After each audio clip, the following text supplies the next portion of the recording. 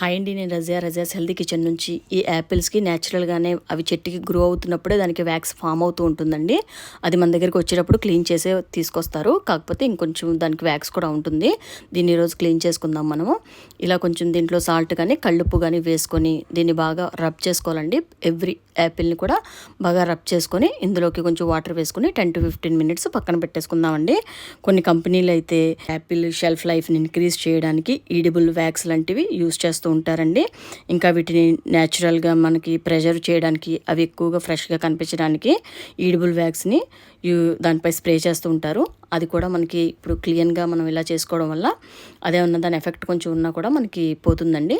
ఇలా సాల్ట్లో వేసిన తర్వాత ఒక 2 to 3 times కడిగేసుకొని దీన్ని ఒకసారి మనము కాటన్ క్లాత్తో క్లీన్ చేసుకొని ఒక నైఫ్ తీసుకొని దీని మీద నుంచి ఇలా లైట్గా మనము దీన్ని ఇలా రబ్ చేస్తే దీనికి ఉన్న కొంచెం వ్యాక్స్ కూడా మనకి తొలగిపోతుందండి. పర్ఫెక్ట్గా మనకి క్లీన్ అయిపోతాయి.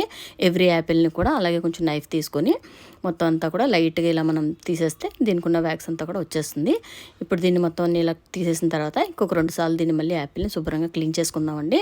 వాటర్ వేసుకొని ఒక 2 నుంచి 3 సార్లు రన్నింగ్ వాటర్లో శుభ్రంగా క్లీన్ చేసుకుందాము.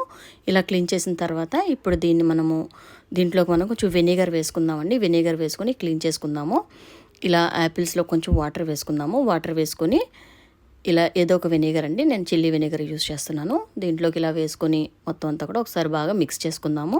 ఇలా మిక్స్ చేసిన తర్వాత ఇప్పుడు ఇందులోకి బేకింగ్ సోడా అండి, కొంచెం బేకింగ్ సోడా వేసుకొని 1 or 2 spoons మనం తీసుకునే యాపిల్స్ని బట్టి దీన్ని బాగా ఒకసారి మొత్తం అంతా కూడా మిక్స్ చేసేసుకొని ఒక 10 to 15 minutes పక్కన పెట్టేసుకొని యాపిల్స్ని ఒక 2 times క్లీన్ చేసేసుకుంటే మనం తినడానికి చాలా పర్ఫెక్ట్గా రెడీగా ఉంటాయండి. ఎటువంటి వ్యాక్స్ ఎఫెక్ట్ లేకుండా ఫ్రెష్గా ఉంటాయండి.